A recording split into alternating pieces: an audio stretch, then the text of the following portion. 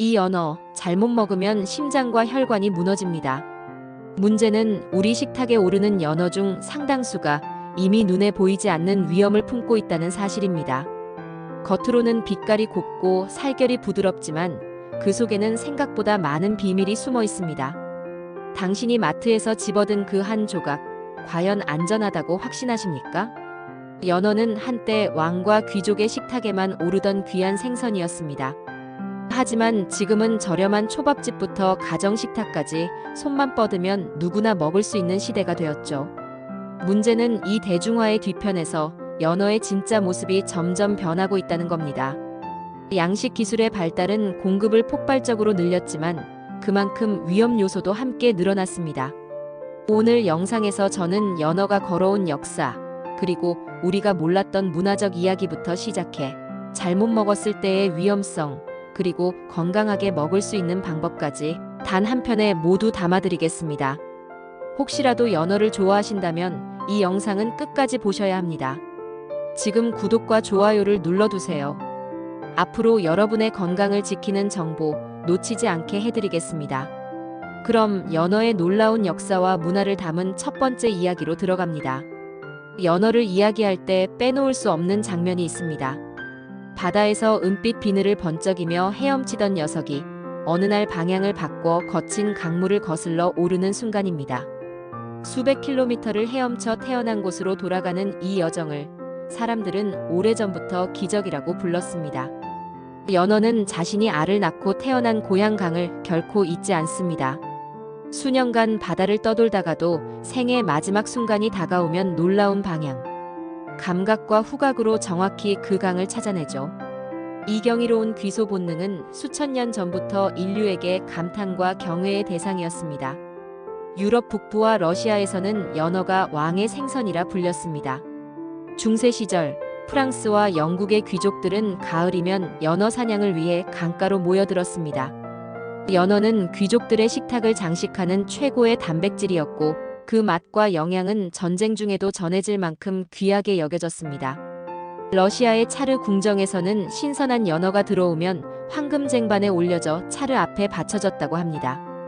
당시 연어 한 마리는 금보다 비싼 값에 거래되기도 했습니다. 북유럽 원주민들과 알래스카 인디언들에게 연어는 단순한 식량을 넘어 신의 선물이었습니다. 그들은 매년 연어가 돌아오는 시기를 축제처럼 기념했죠. 캐나다 브리티시 컬럼비아의 원주민 부족은 연어의 귀환을 알리는 날, 강가에서 불을 피우고 춤을 추며 감사의 의식을 올렸습니다. 연어의 뼈와 머리를 함부로 버리지 않고 강물에 다시 흘려보내는 전통도 있었습니다. 이것이 다음 해에도 연어가 무사히 돌아오게 하는 약속이라고 믿었던 겁니다. 일본 홋카이도의 아이누족에게 연어는 생존과 직결된 존재였습니다. 아이누어로 연어를 카무이 체프라 부르는데 이는 신의 물고기라는 뜻입니다. 그들은 연어를 잡을 때도 함부로 도구를 쓰지 않고 의식적인 절차를 거쳤습니다. 잡은 연어는 날로 먹기도 하고 눈과 알, 내장까지 모두 이용해 다양한 음식을 만들었습니다. 연어가 도착하는 계절은 아이누족에게 있어 겨울을 버틸 희망의 계절이었습니다. 하지만 연어는 단지 식량이 아니라 사람들의 상징과 전설 속에도 깊이 스며 있습니다. 북유럽 신화에서는 연어가 지혜와 장수를 상징하며 켈트족 전설에는 지혜의 연어 이야기가 전해집니다. 이 전설에 따르면 연어를 먹은 자는 세상의 모든 지혜를 얻게 된다고 합니다. 실제로 연어의 뇌 발달 영양소와 연결해보면 이 이야기가 완전히 허황된 것만은 아닌 듯합니다. 그러나 이렇게 귀하게 여겨지던 연어가 세상 모든 이들의 식탁에 오르게 된 것은 불과 50여 년 전의 일입니다. 노르웨이와 칠레에서 본격적인 양식 기술이 개발되면서 연어는 대중화의 길로 들어섰습니다. 이전까지는 비싸고 귀한 자연산 연어가 전부였지만 양식 연어의 등장은 가격을 낮추고 공급을 폭발적으로 늘렸습니다. 오늘날 한국에서 우리가 쉽게 접하는 연어 대부분이 바로 이 양식 연어입니다.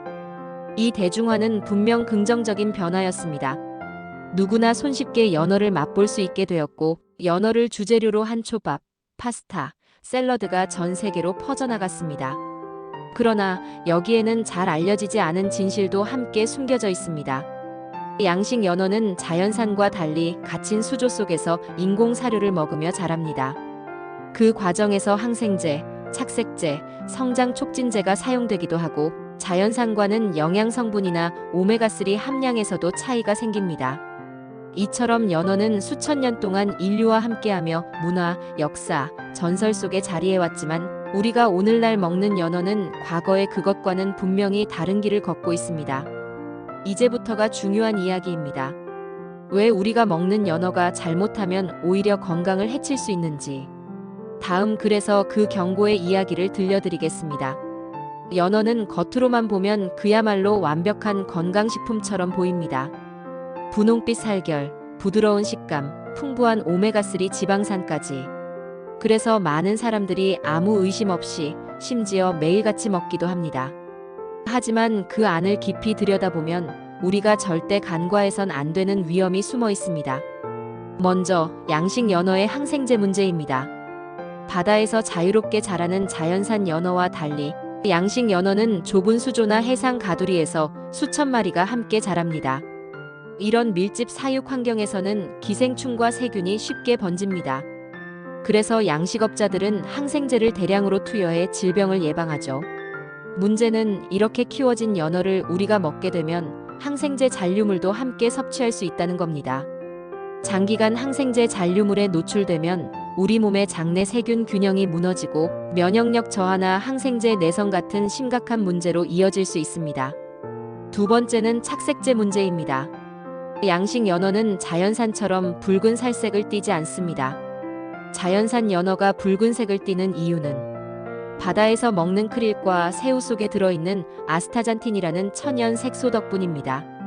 하지만 양식 연어는 인공 사료를 먹기 때문에 살이 원래는 회색에 가깝습니다. 그래서 사람들의 시각적 기호에 맞추기 위해 사료에 인공 색소를 넣어 붉은색을 만들어냅니다. 이 색소 자체가 법적으로는 허용된 것이지만 일부 연구에서는 장기간 섭취 시 인체에 부담을 줄 수 있다는 경고가 나옵니다. 세 번째는 중금속과 환경오염 물질입니다. 연어, 특히 대형 어류에는 메틸수은, PCB, 다이옥신 같은 환경 독소가 축적될 수 있습니다.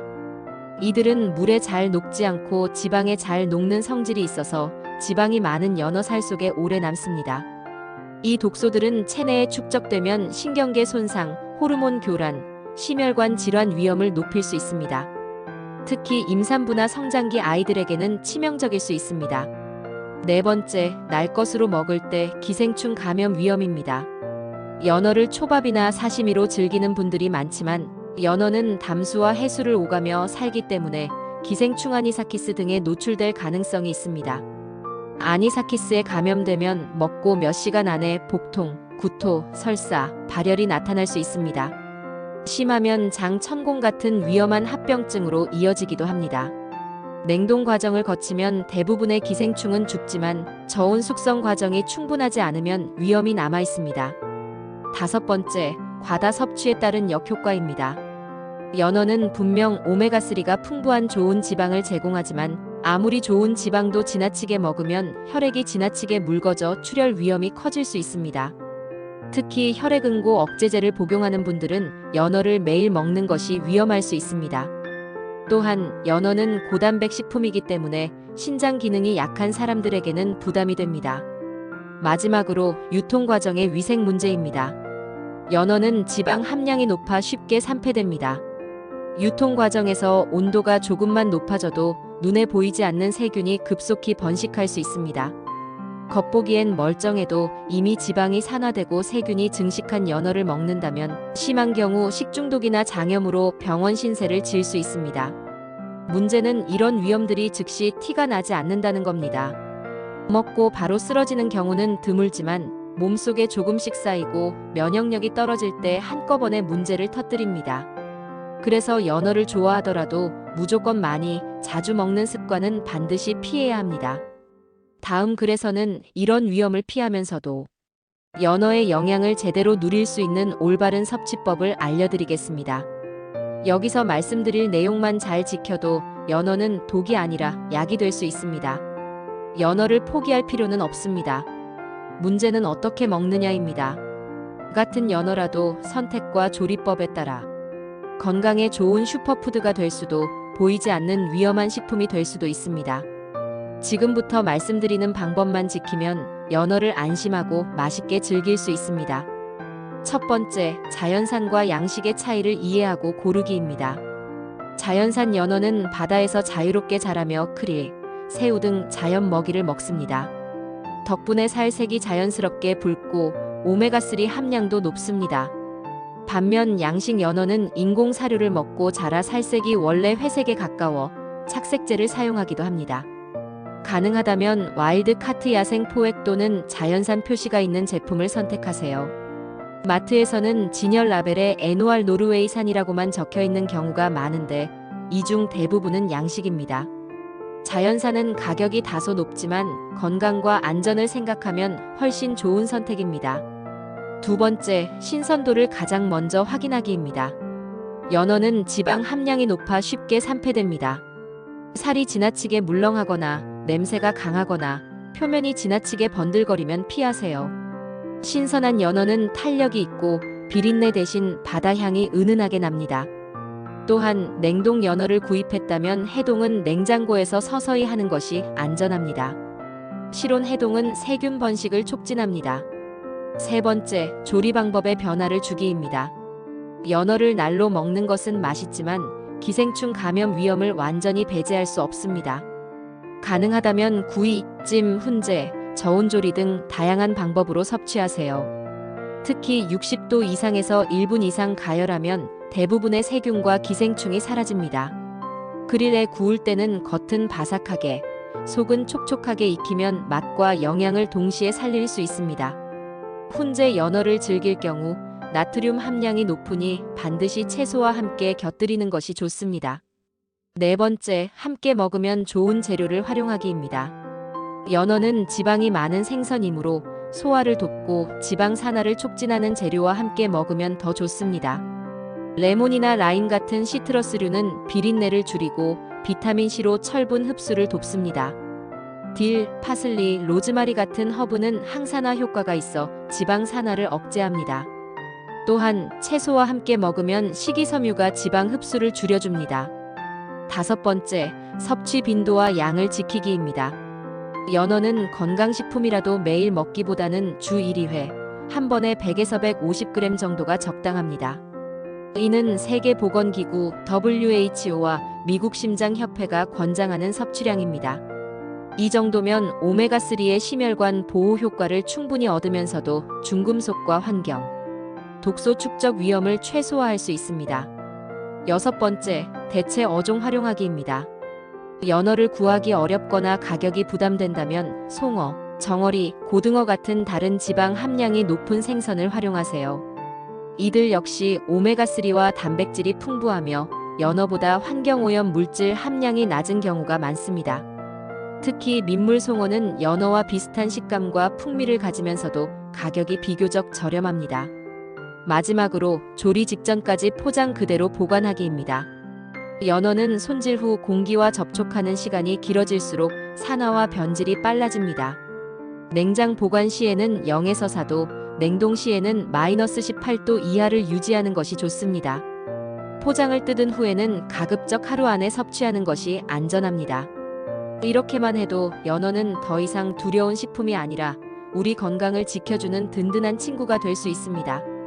그러나 아무리 안전하게 먹더라도 결국 중요한 것은 균형 잡힌 식단입니다. 연어만 믿고 채소나 다른 단백질을 소홀히 하면 건강을 완벽하게 지킬 수 없습니다.